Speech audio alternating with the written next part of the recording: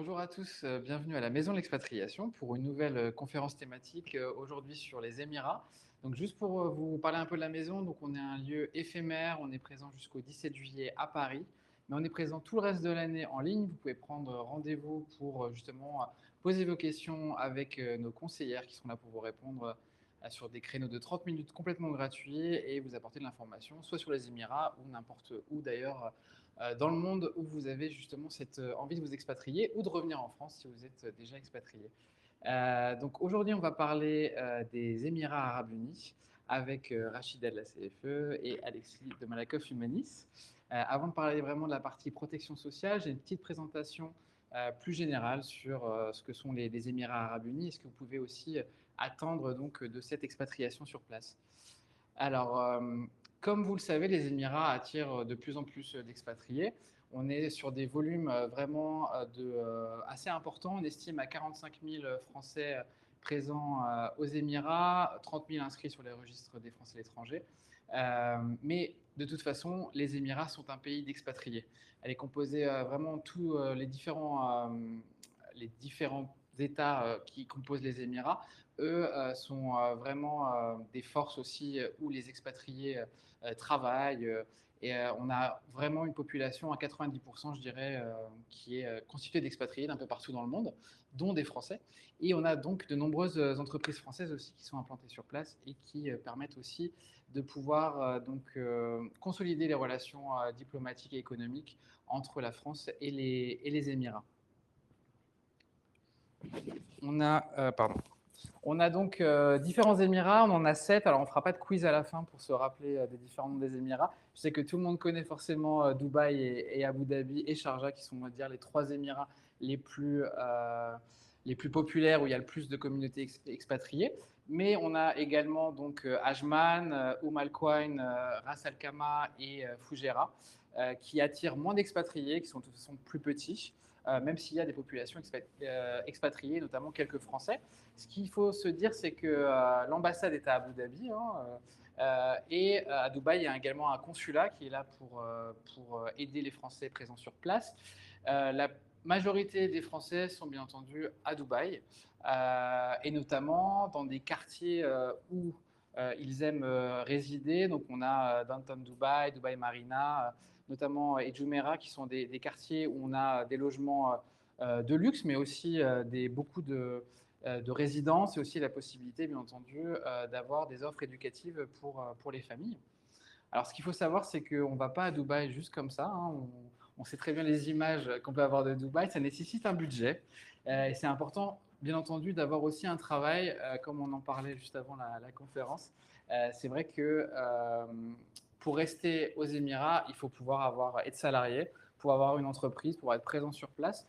Sinon, votre visa est vraiment annulé assez rapidement. On vous demande d'ailleurs même de partir du territoire au bout de quelques semaines. Donc, c'est vraiment important d'avoir un travail sur place. Et de toute façon, pour pouvoir vivre sur place, ça nécessite donc un certain budget. On dit que le salaire mensuel est autour d'un équivalent de 3 700 à 7 000 euros, ce qui correspond à peu près au salaire moyen global aux Émirats. Ça peut aller, bien entendu, bien au-delà de ça. On sait très bien aussi que des niveaux de vie peuvent être très différents et qu'il y a différentes options, mais que la vie reste de toute façon assez chère sur place. Ce que je vous conseille, bien entendu, comme pour toutes les destinations, c'est de partir en connaissant, bien entendu, l'endroit où vous voulez résider. Donc, c'est vraiment essentiel de d'abord partir en vacances, de pouvoir se familiariser avec les lieux, de pouvoir aussi découvrir différents quartiers, peut-être prendre des hôtels dans différents endroits pour justement un peu avoir l'ambiance locale. Bien entendu, de prendre contact avec des Français qui sont déjà sur place, qui vivent. Alors, de préférence des personnes qui ont peut-être une carrière similaire à la vôtre, ça vous permettra de toute façon aussi de pouvoir leur poser des questions. Bien entendu, par des réseaux sociaux classiques, notamment LinkedIn, qui est une bonne façon aussi de pouvoir prendre contact avec des Français ou des expatriés d'ailleurs internationaux présents sur place. C'est important d'avoir l'avis des personnes sur place, notamment sur les quartiers où vous pouvez vivre, les possibilités aussi au niveau professionnel en fonction de votre secteur, et puis également des questions plus pratiques sur les écoles recommandées pour les enfants ou le meilleur supermarché où aller faire ses courses. En tout cas, l'idée, c'est vraiment d'avoir un maximum d'avis aussi avant même de partir. Alors, Également, avant de partir, un niveau d'anglais. Ça, c'est vraiment très important de pouvoir bien maîtriser l'anglais. C'est intéressant d'apprendre l'arabe. C'est pas forcément nécessaire, en tout cas pour vivre sur place. Encore une fois, c'est une communauté d'expatriés où beaucoup de personnes viennent de différents pays. Donc la langue commune, c'est vraiment l'anglais. C'est la langue des affaires également. Donc généralement, ça vous permet quand même de pouvoir bien communiquer. Si vous voulez être davantage, par contre, intégré dans la société émiratie, je pense que c'est important aussi d'avoir des notions d'arabe, voire d'apprendre l'arabe aussi une fois qu'on est sur place. Les avantages des Émirats, alors bien entendu, je pense que si vous partez sur place, j'imagine que le climat doit pouvoir aussi jouer sur votre décision. Alors il faut se rappeler qu'on est sur un climat désertique, donc bien entendu, on a des mois d'été qui sont extrêmement chauds. Alors contrairement à Paris, il y a un peu la clim partout, nous on a souffert davantage pour ces derniers jours, mais il ne faut pas négliger ça, c'est vrai qu'on est sur des chaleurs quand même assez intenables en journée. Le soir, ça baisse quand même peu, en revanche, pour les autres mois de l'année, on peut être sur un climat effectivement chaud, mais où les températures baissent de toute façon en soirée. Et puis généralement, je pense que le printemps, l'hiver sont beaucoup plus agréables que ce qu'on peut avoir en France. Donc ça reste de toute façon une destination très prisée. On a accès à la mer, il y a des piscines un peu partout, donc ça peut aussi avoir ce côté loisir qui est très sympathique, ce qu'on n'a pas forcément dans d'autres pays. On est sur un pays aussi un peu de divertissement pour adultes, donc il y a beaucoup de centres commerciaux, il y a beaucoup d'activités. On a des pistes de ski dans certains centres commerciaux. On a des choses voilà, qu'on pourrait pas imaginer forcément ailleurs. Alors, pas forcément des bonnes décisions pour la planète, mais en tout cas, c'est des choses qui permettent de divertir la population sur place. Donc, je dirais que même sur des villes où il n'y a pas forcément beaucoup d'activités en extérieur possible, hein, même si des balades dans le désert, j'imagine, c'est aussi très agréable. On a quand même beaucoup d'activités aussi donc à l'intérieur qui sont possibles. Et puis ce qu'il faut rappeler également, et je pense que c'est aussi une volonté de beaucoup de personnes, c'est que les Émirats sont une destination très sûre. Donc effectivement, on sait qu'on est dans un pays qui est quand même enclavé par d'autres pays qui ont une actualité pour le coup un peu plus compliquée. Mais en revanche, les Émirats restent tout de même un pays très sûr, avec justement un taux de criminalité qui est vraiment très très bas. Donc je sais que pour les familles, ça peut être bien entendu aussi un facteur de décision. Alors les visas, comme on le disait, il faut absolument avoir un visa pour pouvoir rester sur place, mais il y a quand même beaucoup de visas disponibles. Alors bien entendu, les visas de travail sont liés à votre emploi, donc il faut pouvoir trouver aussi un employeur qui est là pour sponsoriser votre visa avant même de partir. Mais il y a également des visas pour les investisseurs. Donc, à partir du moment aussi, vous pouvez montrer une certaine somme d'argent. On a ce qu'on appelle les golden visas, qui sont souvent en plus des visas longue durée d'au moins 10 ans. Ça vous permet aussi de pouvoir vous installer sur place.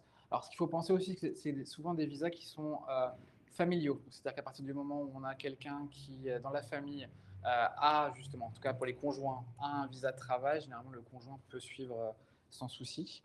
On a d'autres visas aussi pour les travailleurs indépendants, donc le Green Visa notamment, qui se développe de plus en plus. Je sais que les Émirats essayent notamment d'attirer les digital nomades, hein. On connaît tous les influenceurs qui partent à Dubaï, mais au-delà de ça, même si vous travaillez dans le marketing, la communication et que vous avez votre entreprise en France, c'est quelque chose de possible. En revanche, il faut penser bien au coût de la vie sur place aussi. Donc, pensez bien aussi à pouvoir assurer après ce coût de la vie.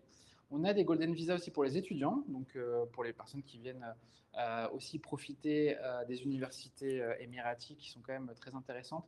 Il y a beaucoup de campus aussi d'universités françaises qui s'installent aussi à Dubaï et aux Émirats en général, et des universités aussi internationales.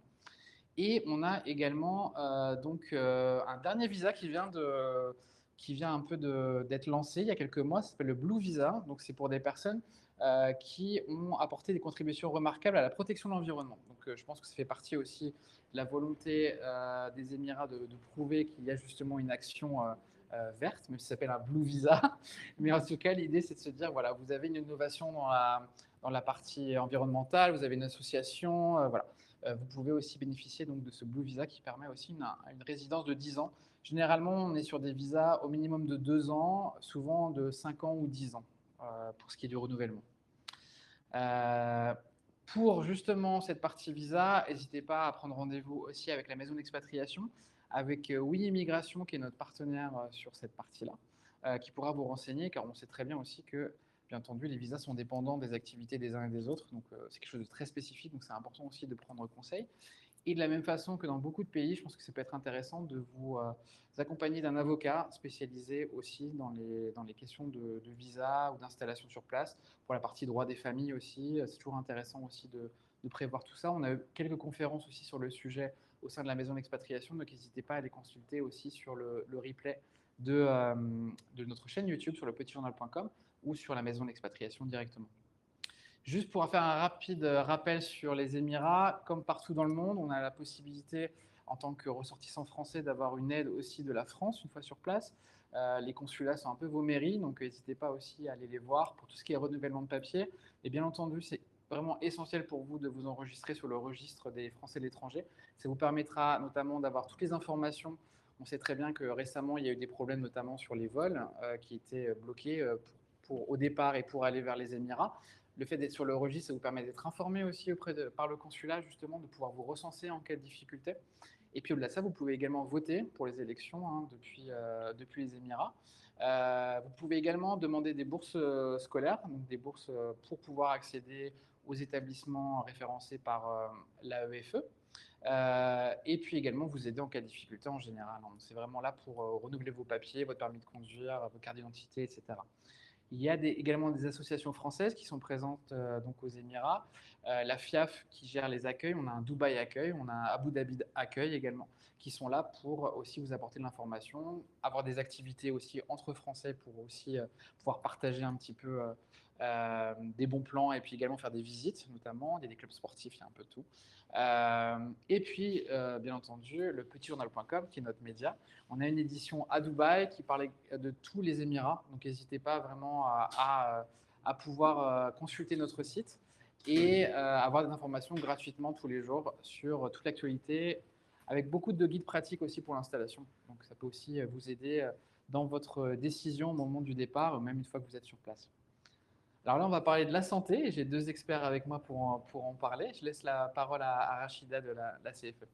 Merci Damien. Alors, juste si je peux me permettre de compléter avant, si vous partez en couple ou en famille, je rebondis sur ce que disait Damien et la nécessité de s'informer auprès des associations ou même de certains avocats. Si vous partez en couple ou en famille, il faut savoir que la loi qui s'applique là-bas, c'est la charia. Donc en cas de divorce ou autre, il est possible que la femme dans le couple puisse tout perdre. Donc il vaut mieux partir avec les bons codes et sécuriser tous ces aspects-là. Donc sur la partie santé, puisque c'est ce pourquoi je dois intervenir aujourd'hui, outre le fait donc qu'il faut être actif pour avoir un visa, il y a obligation d'avoir une assurance locale qui est obligatoire. Si vous ne présentez pas une attestation d'assurance locale, vous ne pouvez pas obtenir le visa. Donc pour le coup, donc il y a les assurances locales qui sont pour la plupart privées, mais je laisserai plutôt Alexis parler de ce sujet-là. Nous, en tant que CFE, donc la CFE, c'est la Caisse des Français de l'étranger. C'est donc un organisme de sécurité sociale. Je vais passer très rapidement sur qui on est. C'est donc un organisme de sécurité sociale qui couvre les Français qui résident à l'étranger. Donc résider, c'est quelqu'un qui part s'installer définitivement, ou en tout cas pour une assez longue période à l'étranger. Donc on est un organisme donc géré par une gouvernance composée de 21 administrateurs qui sont pour la plupart tous expatriés, donc qui peuvent nous donner des informations sur l'évolution des besoins des expatriés. On couvre les mêmes garanties que la sécurité sociale en France, donc à savoir la santé, maladie, maternité, invalidité, la prévoyance avec les accidents du travail, la maladie professionnelle et la retraite. Donc je m'attarderai un petit peu sur le sujet de la retraite puisque la CFE est le seul organisme qui peut continuer à proposer aux Français expatriés de continuer à cotiser au système de retraite français. Juste une overview d'où on est présent. Donc, on est présent partout dans le monde, donc pas qu'aux Émirats. On couvre un peu plus de 200 000 personnes partout dans le monde. Et puis aussi bien donc, des collaborateurs d'entreprise que des particuliers qui partent à titre individuel. Donc on transpose les mêmes garanties que la sécurité sociale et donc les mêmes valeurs, à savoir qu'il n'y a pas de limite d'âge, il n'y a pas d'exclusion médicale, pas d'exclusion de pathologie. Voilà, on peut adhérer à tout moment à la CFE et c'est vraiment pour tout le monde. En tout cas, en fonction des garanties. Par exemple, pour la santé, il faut être de nationalité française ou européenne. Pour la retraite, il faut au moins avoir travaillé un petit peu en France. Mais sinon, il n'y a pas d'autres exclusions sur nos garanties. On parle de continuité des droits lorsque l'on souscrit à la CFE dans la continuité de son départ de France. Il n'y a pas de carence. Et puis, s'il y a des pathologies type affection longue durée au départ de France ou qui se déclenchent à l'étranger, la CFE peut reprendre la main ou peut prendre en charge des ALD. Et puis, depuis quelques années maintenant, on permet donc aux Français qui partent résider à l'étranger de conserver leur carte vitale pour les remboursements des soins qui sont effectués en France. Puisque si on parle de santé, alors je vais venir rapidement sur nos solutions. Donc on propose quatre produits santé qui, pour la plupart, permettent tous de rembourser des soins en France lors de séjours temporaires. Mais sinon, donc on a nos produits phares qui est le Monde Expat Santé qui permet de rembourser les soins de santé partout dans le monde, y compris en France. Le jeune expat, donc c'est sa déclinaison pour les jeunes. Le produit France Expat Santé qui, pour le coup, pourrait très bien s'adapter pour les Émirats. Donc, donc, je le disais, il y a obligation d'assurance locale obligatoire. Donc, si vous avez une assurance locale ou un employeur qui vous sponsorise sur votre assurance locale, il faut savoir que vous serez couvert que sur les Émirats. Donc, vous perdrez tous vos droits en France. Donc, la solution France Expat Santé peut être la solution qui permettrait de vous faire soigner uniquement en France. Enfin, la CFE vous rembourserait uniquement sur vos soins en France et donc vous ne perdrez pas vos droits. Donc, les produits qu'on propose donc, sont soit pour une personne seule, soit pour une famille. Donc, on couvre les soins en France ou à l'étranger ou les deux. Et nos services sont accessibles 24 heures sur 24 puisque on a mis en place des espaces personnalisés. Juste, je vais revenir sur la santé aux Émirats. Je ne vais pas rentrer dans le détail parce que je ne suis pas hyper experte, mais je le disais, on est plutôt sur un modèle d'assurance privée. Donc, le coût de la santé peut exploser. Et donc, on a accès à des soins, enfin des établissements très perfectionnés, très à la pointe de la technologie, mais ça a un coût. Et si on n'a pas la bonne couverture, ça peut très vite monter. Et si vous n'avez pas non plus la bonne assurance, il est possible que vous ne soyez pas très, très bien couvert. Quelques exemples de différence de coûts de soins entre la France et ce que vous pouvez trouver aux Émirats. Donc, sur les soins au quotidien, il n'y a pas une grande différence, mais c'est juste aussi pour vous expliquer comment intervient la CFE en tant qu'organisme de sécurité sociale. C'est qu'on transpose l'équivalent de ce qu'aurait remboursé la sécurité sociale en France à l'étranger. Donc, en fonction du coût de la santé, on n'est pas sur les mêmes couvertures. Donc, dans certains pays, ça peut être suffisant. Sur les Émirats, clairement, il vaut mieux avoir une complémentaire santé, puisque les remboursements CFE ne seront pas suffisants. Si je prends l'exemple de la consultation généraliste, un remboursement sécurité sociale en France, c'est 18,55 €. Donc, on va prendre l'équivalent, donc une consultation généraliste aux Émirats, la CFE remboursera 18,55 €. Sur une moyenne, alors là, c'est vraiment une moyenne, hein, on voit que c'est 50 €, ça peut rapidement monter à 200 €. Sachant qu'aux Émirats, la réputation, c'est on rentre pour un mal de tête et on sort avec une panoplie pas de pathologie, mais en tout cas d'ordonnances ou en tout cas de prescriptions qui ne sont pas toujours utiles, d'après les témoignages que l'on a. Donc, il faut aussi faire attention à ça. Si vous n'avez pas la bonne couverture, ça peut donc du coup être des coûts qui vous sont qui seront portés par vous-même en fait. Donc ça, c'est pour la partie santé, mais je laisserai Alexis parler de la partie complémentaire. Donc effectivement, aux Émirats, si on part sur un plan Monde Expat Santé, il vaut mieux, alors déjà, vous ne serez pas en conformité avec la réglementation locale, donc il faudra avoir une assurance locale. ou alors sur la partie France Expat Santé. De toute façon, dans les deux cas, Malakoff Humanis est une complémentaire partenaire de la CFE. Sur l'autre garantie qu'on propose, donc c'est les risques professionnels. Donc c'est maladie maternelle, pardon, c'est j'ai déjà fait maladie maternité, désolée. Maladie professionnelle et accident du travail. Donc c'est tout accident qui pourrait intervenir dans le cadre de votre exercice de votre activité professionnelle. La CFE, donc comme la sécurité sociale, vient vous verser une indemnité journalière compensant une perte de salaire liée à votre incapacité de travail, donc à votre arrêt de travail, et tous les soins qui sont liés à cet accident de travail ou cette maladie professionnelle sont pris en charge aussi par la CFE. Donc là, pour pouvoir souscrire à cette garantie, il faut exercer une activité salariée. Donc c'est important, puisqu'on l'a vu, on n'est pas nécessairement que salarié quand on est aux Émirats. Mais du coup, nous, on se transpose à la sécurité sociale. Donc c'est sur cette garantie-là, en tout cas, faut exercer une activité salariée. Ce qui n'est pas le cas sur la partie santé, où la partie santé, il faut juste, en termes d'éligibilité, être de nationalité française ou européenne pour le titulaire du contrat. Par contre, pour les bénéficiaires, on couvre tout le monde, toutes les nationalités du monde.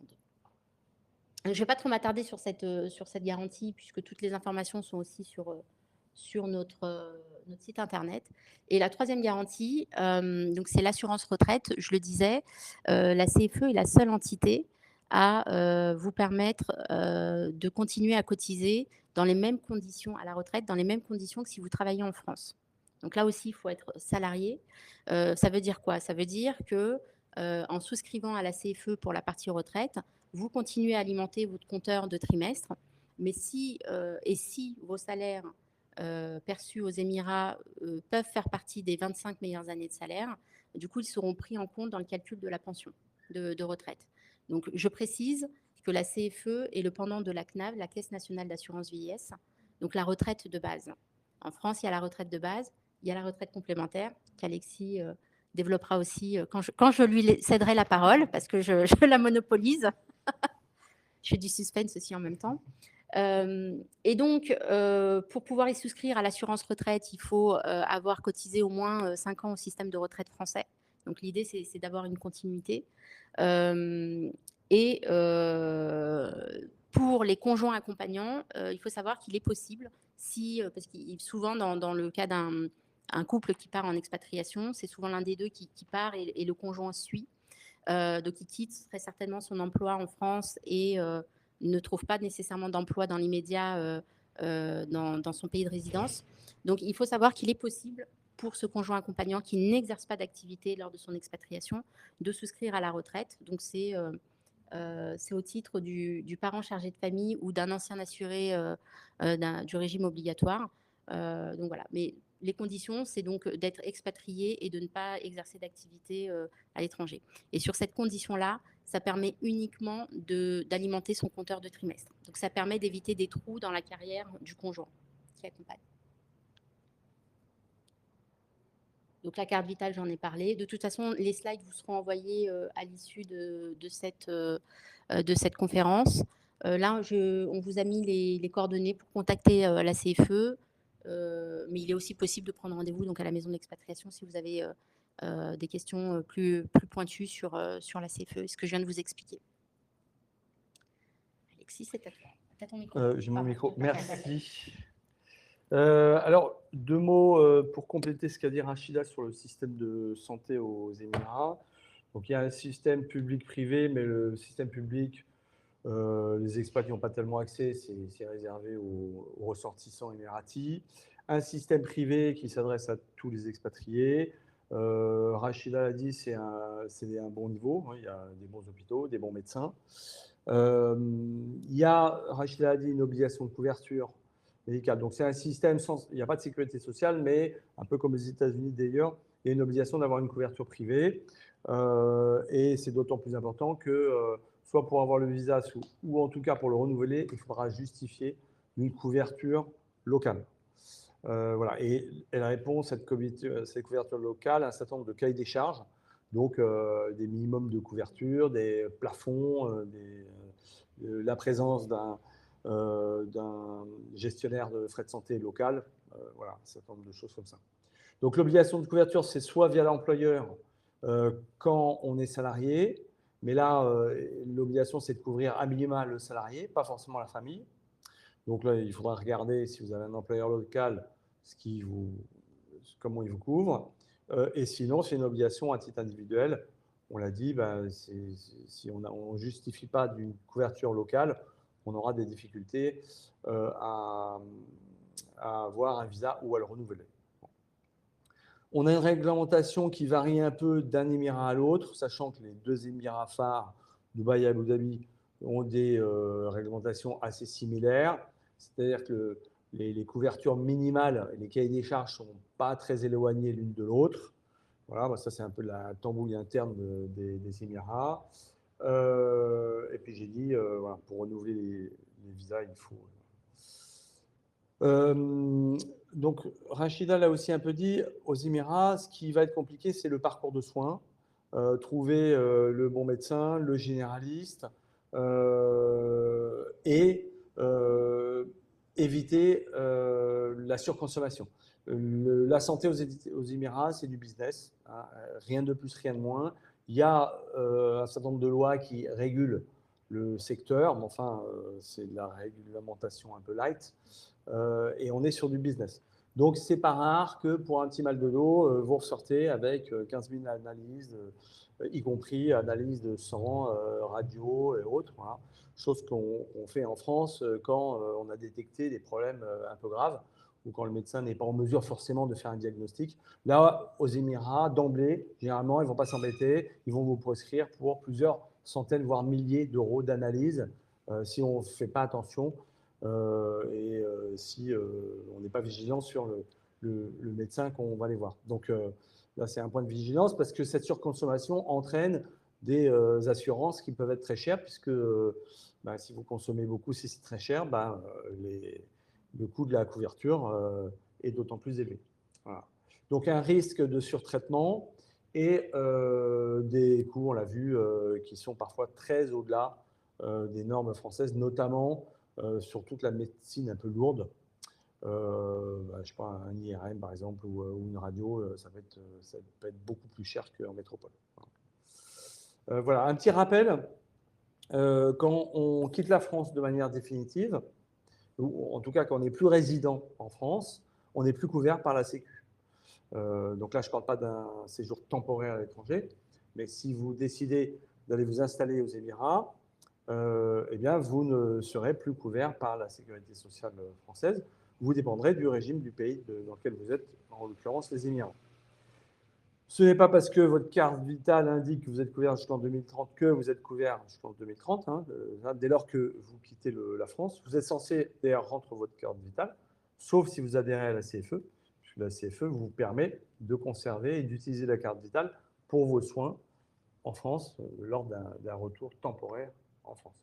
Donc, Malakoff Humanis, bon, vous devez peut-être avoir entendu parler de nous, où on a deux activités. Une activité, un peu de mission de service public, puisqu'on gère la retraite complémentaire des salariés du privé, le régime Agirc-Arrco. Et on a une caisse de retraite dédiée aux expatriés. Donc, on permet aux expatriés de continuer à cotiser comme s'ils étaient en France. Donc, avec la CFE, vous avez la régime de base. Et avec Malakoff Humanis, vous avez la retraite complémentaire. Et puis, on a une autre activité qui est une activité concurrentielle en santé-prévoyance. Et là, ce que les gens ne savent peut-être pas, c'est que la majeure partie de notre activité sont des complémentaires santé en France, mais on a aussi des complémentaires santé spécifiques, en santé et prévoyance, spécifiques pour les expatriés.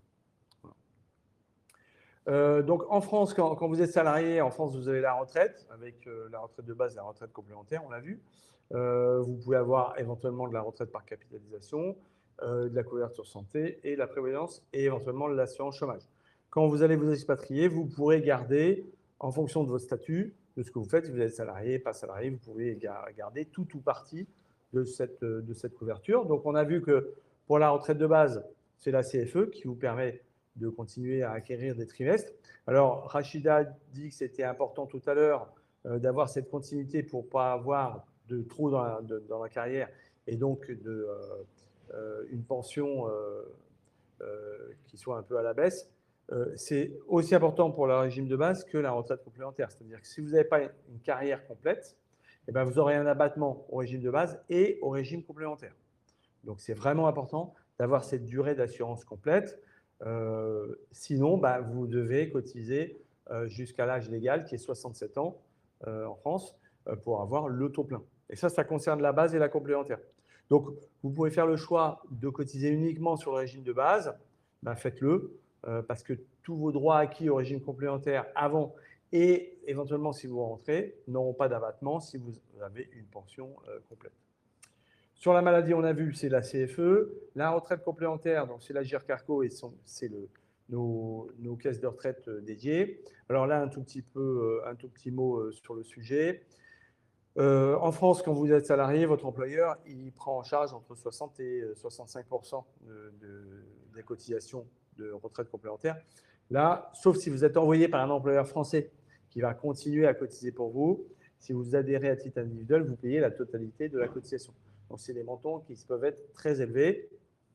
Et si vous cumulez la retraite de base et les complémentaires, voilà, on ne parle pas d'un montant de 500 € par mois, on parle de montants largement supérieurs. Donc, c'est important d'avoir une idée de combien ça coûte pour éventuellement négocier avec votre employeur et que vous sachiez combien il faut mettre de côté éventuellement pour continuer à cotiser comme si vous étiez en France. L'assurance chômage, bah, vous pouvez cotiser à titre volontaire aussi pour vous permettre d'être couvert en cas de chômage. Un petit mot, je reviens en arrière sur la complémentaire santé, puisque la CFE rembourse, on a vu, sur des niveaux à peu près équivalents à ceux de la Sécu. Nous, on va compléter ces prestations pour éviter ou totalement ou partiellement un reste à charge. Donc, on a plusieurs niveaux de couverture et on va rembourser avec des plafonds plus ou moins élevés. On a 5 niveaux de couverture. Donc, en fonction de ce niveau de couverture, vous avez des cotisations qui sont plus ou moins chères et un niveau de couverture qui est plus ou moins élevé. L'intérêt d'une couverture un peu dédiée expat, c'est qu'elle va intégrer un certain nombre de services spécifiques pour les expatriés. Le premier d'entre eux, c'est l'assistance. Assistance, rapatriement, prise en charge. Donc d'assurance bagage, des petites couvertures comme ça. Mais le plus important, c'est le rapatriement ou la prise en charge hospitalière. Et là, vous avez des services de prise en charge 24/24. Le système est assez simple. Si vous avez une hospitalisation programmée, eh ben vous nous prévenez. Nous allons analyser les prescriptions qui vous ont été faites. C'est là où nos équipes médicales peuvent intervenir et regarder sur l'ordonnance qui fait 40 lignes ce qui est vraiment nécessaire ou pas. Éventuellement, prendre contact avec votre accord avec le médecin ou l'hôpital pour essayer de lui faire entendre raison sur une partie de ce qu'il a prévu de faire. Et puis, deuxième point, négocier le prix. Là, c'est fondamental. Si on ne négocie pas le prix, ils verront que vous avez une couverture expat et vous aurez des prix très élevés. Donc là, les Émirats, c'est un des pays où on négocie les tarifs. Évidemment, si on est prévenu en avance, c'est plus simple de négocier le tarif. Une fois que tout ça est vu, on donne le go à l'hôpital, vous êtes hospitalisé, vous n'avez rien à avancer et on paye la totalité de ce qui est prévu. Voilà. Si c'est une urgence, bah, vous vous appelez dès que vous pouvez et là, on prend contact avec l'hôpital, on leur envoie les papiers nécessaires pour dire tout est pris en charge et on essaye aussi de négocier les tarifs, mais là, c'est plus compliqué quand c'est une urgence. Voilà. Tout ça, ça peut coûter cher, ça va dépendre d'un certain nombre de choses, de votre niveau de garantie, de votre âge et du nombre de personnes à couvrir. Donc, c'est difficile de donner un tarif, ça varie de simple au fois 15 en fonction de tous ces paramètres. Et donc, on vous recommande de prendre contact avec nous avant pour que vous ayez une vue globale du coût de cette protection sociale et on saura vous donner un devis détaillé avec la retraite, la santé, la prévoyance, la base, la complémentaire. Et puis, une fois que vous aurez ça, vous pourrez, si vous pouvez négocier avec un employeur, négocier votre salaire et puis faire un choix, s'il y a un choix à faire, de dire quelle est la priorité de vos couvertures. Voilà. Et par exemple, pour la retraite, on vous dira bah, la priorité, c'est plutôt le régime de base que la retraite complémentaire. Et puis, sur les complémentaires, bah, on verra avec vous quel est le mieux. Donc, nous, nos couvertures, c'est les couvertures françaises. elle vous couvre aux Émirats, en France et ailleurs aussi en cas d'accident ou pas. Par contre, ce ne sont pas des couvertures qui sont homologuées. Pour être homologué, il faut un assureur local, il faut un gestionnaire local, il faut tout ça localement. Donc, ce qu'on recommande, c'est de prendre une assurance locale la moins chère possible, minimum, qui va vous couvrir pas très bien, vous ne l'utiliserez pas forcément, et vous reposer sur la CFE et notre complémentaire pour la plupart de vos soins médicaux. Voilà, j'en ai terminé pour la partie complémentaire. Et s'il y a des questions. Oui, merci beaucoup. Est-ce qu'on a des questions dans le chat? Merci beaucoup. On a quelques questions dans le chat. Si on cotise à des PERP, est-ce qu'on peut continuer si on est à Dubaï? Oui, alors les PERP, ce sont des mécanismes d'épargne retraite vraiment franco-français qui ont un intérêt quand on est en France puisqu'il y a des déductions fiscales, sociales. Là, si vous n'êtes plus résident en France, vous n'aurez plus de déduction sociale et a fortiori pas normalement de déduction fiscale. Mais oui, vous pouvez normalement le garder. Il faudrait juste vérifier. La plupart des produits de retraite ou d'épargne français peuvent être conservés lorsque vous êtes à l'étranger, mais il faut quand même vérifier. Certains nécessitent une résidence, mais je ne pense pas pour le père. Voilà.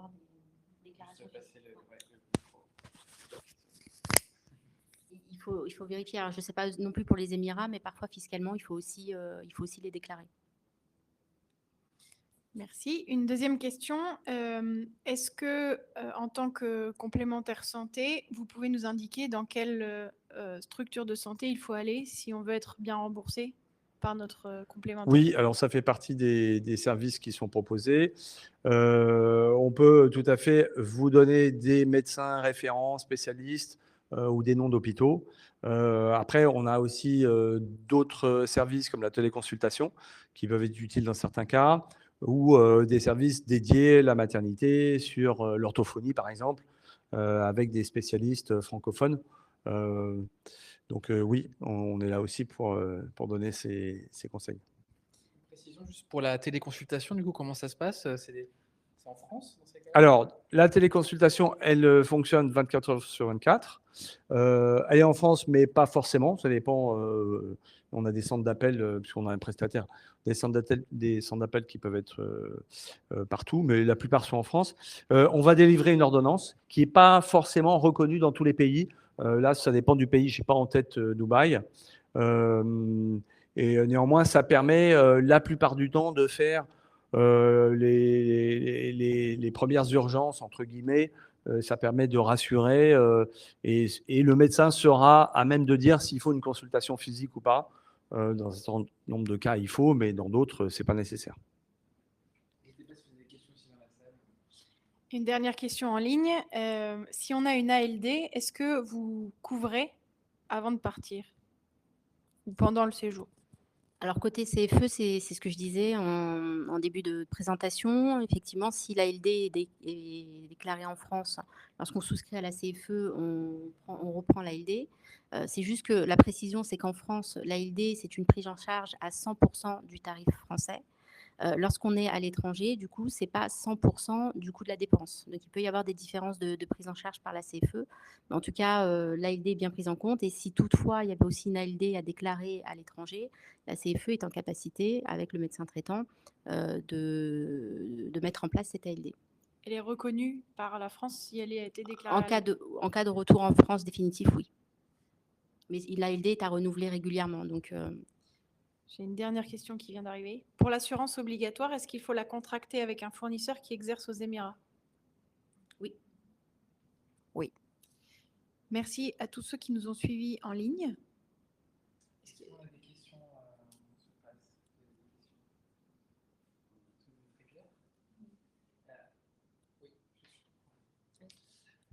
je voulais juste préciser effectivement, peut-être, moi j'ai une question, j'en ai, pour savoir justement par rapport, là on a évoqué les assurances obligatoires. Est-ce que justement vous êtes aussi de conseils pour cette partie-là ou pas du tout, pour les assurances locales? Donc l'idée c'est vraiment que les personnes cherchent eux-mêmes des assurances et après complètent? Alors, soit ils trouvent une assurance qui leur va bien et ils la prennent localement.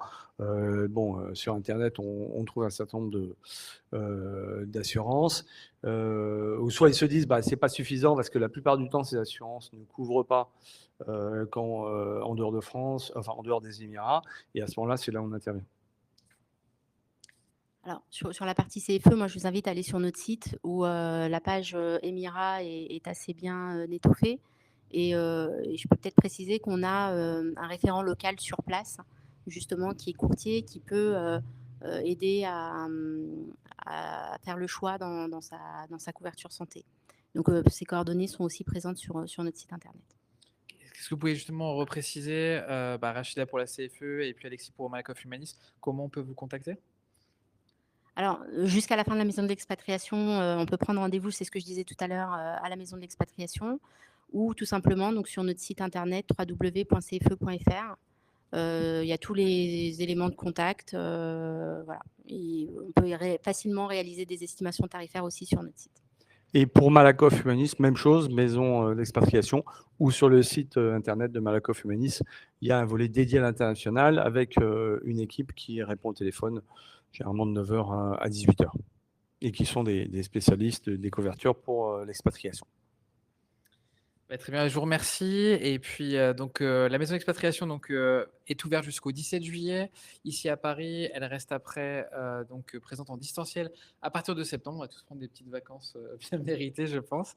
Il y a beaucoup de conférences qui ont été faites sur différentes thématiques qui sont disponibles sur notre chaîne YouTube, celle du petitjournal.com, et puis également sur le site de la maison d'expatriation. Et puis, merci à tous et à bientôt.